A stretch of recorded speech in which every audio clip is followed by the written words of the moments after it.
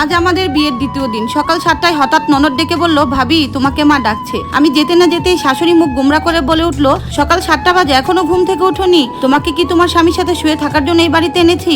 তখন আমি বললাম, মা আমি তো নতুন বউ। তখন আমার শাশুড়ি বলল, নতুন বউ তো কি হয়েছে, তোমাকে কি সিন্ধুকে তুলে রাখবো? আমি গরিব ঘরের মেয়ে, আমার বাবা একজন কৃষক, আমি দেখতে ফর্সা সুন্দর বলে আমি খুব বড় লোক বাড়ির বউ হই। বিয়ের পরের দিন সকালে সবার জন্য নাস্তা বানিয়ে সকালে কাজকর্ম শেষ করে আমি অনেক ক্লান্ত, কারণ বিয়ের কয়েকদিন অনুষ্ঠানের জন্য আমি একদমই ঘুমাতে পারিনি। কালকে রাত্রেতেও আমার তেমন ঘুম হয়নি। এখন সকাল 11টা বাজে, আমার ভীষণ ক্ষুধা লেগেছে। এখানে তো সবাই খেয়ে উঠলো, কিন্তু কেউ আমাকে খেতে বললো না। হ্যাঁ, আমি সবার সাথেই খেতে বসেছিলাম, কিন্তু আমার শাশুড়ি আমাকে রাগ করে উঠিয়ে দিয়ে বলল, তুমি জানো না বাড়ির বউরা আগে খেলে সংসারে অমঙ্গল হয়, তুমি সবার শেষে খাবে। এরপর আমার শ্বশুর বাড়ির আত্মীয়রা এলো মোট 17 জন আমাকে দেখতে। তাদের জন্য আমি আবারও নাস্তা বানালাম, নিজের খাওয়ার হলো না।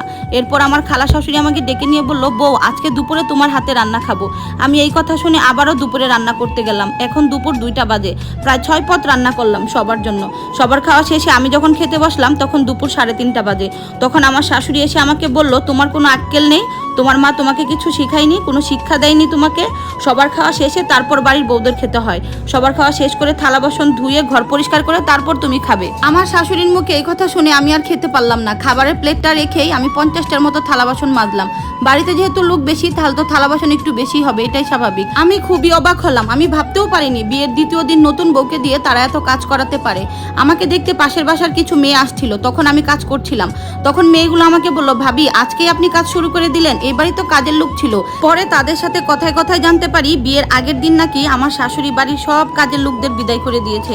তখনই বুঝলাম এই বড়লোক বাড়িতে গরিবের মেয়ে বিয়ে করানোর কারণ একটাই। তারপর দেখলাম আসরের আজান দিচ্ছে, আমার আর খাওয়া হলো না। প্লেটটা নিয়ে বসলাম। প্লেটটা নিয়ে বসতেই চোখ দিয়ে টুপ টুপ করে পানি পড়ছে, গলা দিয়ে আর খাবার নামছে না। তারপরও 4-5 লুকমা খেয়ে 1 গ্লাস পানি খেয়ে নিলাম। পেটে যে অনেক ক্ষুধা, কারণ সকাল থেকে যে কিচ্ছু খাইনি। আজকের দিনটাতে কেন জানি আব্বা আম্মার কথা খুব মনে পড়ছে। আব্বা আম্মা থাকলে হয়তো বা এত কষ্ট হতো না আমার। এর মধ্যে আমার খালা শাশুড়ি এসে বলল, কি গো নতুন বউ, দেখাও তো তোমার বাবা মা তোমাকে বিয়েতে কি কি দিয়েছে। আমার গলার পাতলা চেনটা দেখে আমার খালা শাশুড়ি আমাকে অনেক কটু কথা শোনালেন।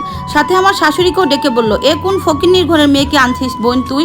বাবা মা তুলে কথা বলায় আমি রুমে গিয়ে অনেক কাঁদতেছিলাম। তখন আমার স্বামী বলল, কি হয়েছে তোমার, কাঁদছো কেন? তখন আমি বললাম, খালা শাশুড়ি এমন এমন কথা বলেছে। আমি বুঝতে পারলাম যে আমার শাশুড়ি দরজায় কান দিয়ে শুনছে, তাই আর কথা বাড়ালাম না। হঠাৎ শাশুড়ি রুমে ঢুকে কেঁদে কেঁদে বলল, দেখো দেখো সবাই দেখো, পছন্দ করে কাকে আমি বাড়ির বউ করে এনেছি। এ তো কাল সাপ, এ আসলে বাড়িতে ঢুকতে না ঢুকতেই আমার ছেলেকে কান পড়া দিচ্ছে। এ তো আমার সংসারটা শেষ করে দিবে গো, সবাই দেখো দেখো। বিয়ের 2 দিন যেতে না যেতে ছেলের কাছে মাকে খারাপ বানাচ্ছে। তখন আমি কিছুই আর বললাম না, শুধু চোখ দিয়ে টুপটুপ করে পানি ফেললাম আর বললাম, বাবা এ কোন ঘরে আমাকে এনে দিয়েছো? বাবা কোন ঘরে আমাকে পাঠালে?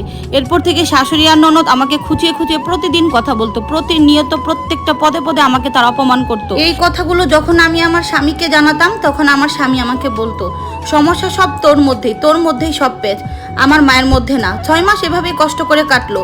এর মধ্যে আমি আর এসব সহ্য করতে পারছিলাম না। আমার স্বামীকে যতবারই আমি এসব বলেছি ততবারই আমার স্বামী আমাকে অনেক মেরেছে। কাকেই বা কি বলবো, ভোর 4টায় উঠে আমি 3 বেলা টাটকা রান্না করে দিই। আমার শাশুড়ি তারপরও একবারও আমার জন্য মায়া হয় না। সকালের খাবারটা জুটে না কোনোদিন আমার। সকালের খাবার খাই সেই দুপুর 2টায়, আবার দুপুরের খাবার খাই সেই সন্ধ্যা সময়, রাতে আর খাওয়া হয় না। এইভাবেই 8টা মাস যাবত আমি কাজ করছি। আমি এখন আর সহ্য করতে পারছি না। আমার শাশুড়ি তো নিজেই আমাকে এই বাড়ির পছন্দ করে এনেছে, তাই আমি তার মুখের উপর কোনো জবাব দেই না। আমি পারছিও না আমার স্বামীকে তালাক দিতে, কারণ আমি যে ওই যে গরিব ঘরের মেয়ের তালাক হলে বাবা মায়েরা সমাজে মুখ দেখাতে পারে না। সমাজে তাদের খুব কঠিন হয়ে যায় বেঁচে থাকা। আমি যে আইনের দিকে পথ বাড়াবো সেটার উপায় নেই, কারণ আমার বাবার তো টাকা নেই। টাকা ছাড়া তো আজকের যুগের আইন অন্ধ, কথা বলে না। আমি আসলে এতটা কষ্ট পেতাম না যদি আমার স্বামী একটু আমাকে ভালোবাসতো। আমার স্বামী তো তার মায়ের কোনো কথা বিচার না করে আমাকে অনেক মারে। কোনটা সত্য কোনটা মিথ্যা এটা কখনো যাচাই করারও প্রয়োজন মনে করে না। এখন এই দুনিয়া থেকে চলে যাওয়া ছাড়া আমার আর কোনো উপায় নেই, হাতে কোনো উপায়ও দেখছি না। এইভাবে শ্বশুর বাড়িতে সবার অত্যাচার সহ্য করতে করতে আমি আসলে বেঁচেও মরে আছি। সবাই আমার জন্য দোয়া করবেন।